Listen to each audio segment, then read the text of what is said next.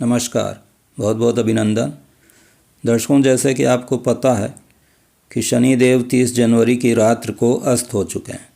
अब शनि के अस्त होने का विभिन्न राशियों पर अलग अलग प्रभाव पड़ता है।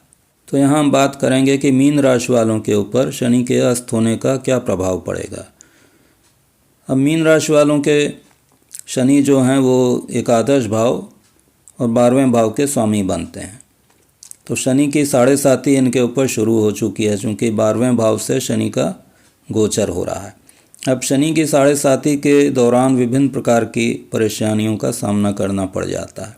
शनि जब 12वें भाव में गोचर करते हैं तो इनकी तीसरी दृष्टि दूसरे भाव पर पड़ती है, जो कि धन का भाव है, कुटुंब का भाव है। और शनि यहाँ 12वें भाव में बैठे हैं, जो कि व्यय का भाव है, एक्सपेंसेस का भाव है। तो इनकी दृष्टि जब धन भाव पर पड़ेगी तो यहाँ पर धन हानि के संकेत मिलते हैं। एक्सपेंसेस इनके काफ़ी अधिक हो जाएंगे, खर्चे बहुत अधिक बढ़ेंगे। कुटुंब में किसी प्रकार की परेशानी आ सकती है, वहाँ किसी प्रकार का कष्ट मिल सकता है किसी परिवारीजन को। लेकिन यहाँ पर चूँकि शनि देव अस्त हो रहे हैं, तो अगर आपको इस प्रकार की कोई परेशानी दिख रही है तो वहाँ पर उसमें कमी आ जाएगी। जैसे कि यदि खर्चे बहुत बढ़े हुए हैं तो उसमें शनि के अस्त होने की अवधि में कुछ कमी अवश्य आ जाएगी। शनि की जो 7वीं दृष्टि है वो 6ठे भाव पर पड़ रही है।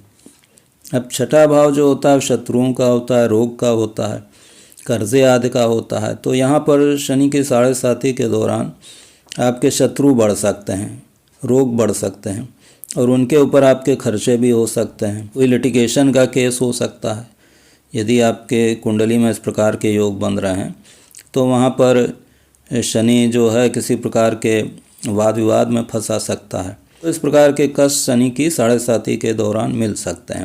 लेकिन इस समय जबकि शनि अस्त हो गए हैं तो इस अस्त होने की अवधि में यदि आपको इस प्रकार के कष्ट मिल रहे हैं तो उनमें कमी आ जाएगी। शनि की 10वीं दृष्टि भाग्य भाव पर पड़ती है, 9वें भाव पर पड़ती है। तो ये भाग्य का भाव है। तो शनि की 7.5 के दौरान आपके भाग्य में कमी आ जाएगी, आपके काम बड़ी मुश्किल से बनेंगे, भाग्य में हानि का सामना करना पड़ सकता है।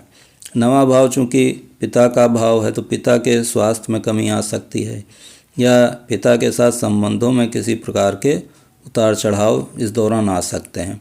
अब शनि यहाँ 12वें भाव में बैठा है, जो कि विदेश का भी भाव है और 9वां भाव भी विदेश का है।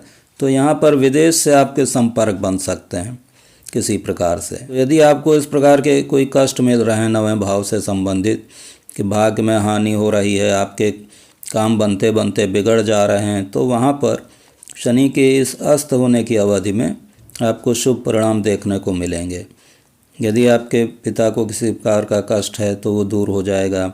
यदि आपके भाग्य में कोई अवरोध हो रहे हैं तो वो दूर हो जाएंगे इस शनि के अस्त होने की अवधि में। अब शनि की 7.5 में शुभ परिणाम भी मिलते हैं। जैसे जिनकी जन्म कुंडलियों में शनि शुभ स्थिति में होता है, बलवान स्थिति में होता है और शुभ ग्रहों के द्वारा देखा जा रहा होता है, शुभ भावों में बैठा होता है, तो वहाँ पर 7.5 के दौरान उनको शुभ फलों की भी प्राप्ति होती है।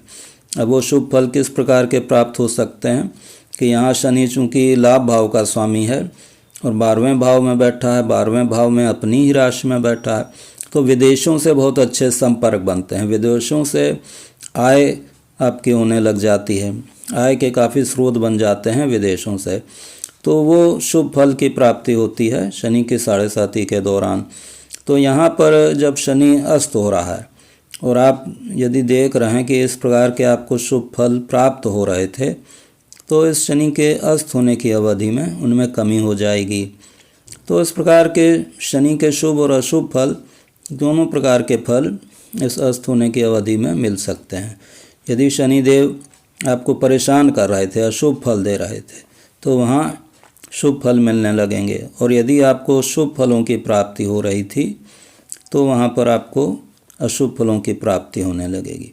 तो शनि के अशुभ प्रभावों से बचने के लिए यदि आप हनुमान जी की उपासना करते हैं, हनुमान चालीसा के पाठ करते हैं रोज़ 5 बार या 7 बार, इसके साथ ही शनिवार के दिन सुंदरकांड का पाठ करते हैं या शनि के मंत्र का जाप करते हैं, तो वहाँ पर आपको शनि देव के अशुभ परिणामों से मुक्ति मिल सकती है। तो आशा है कि वीडियो पसंद आया होगा। धन्यवाद।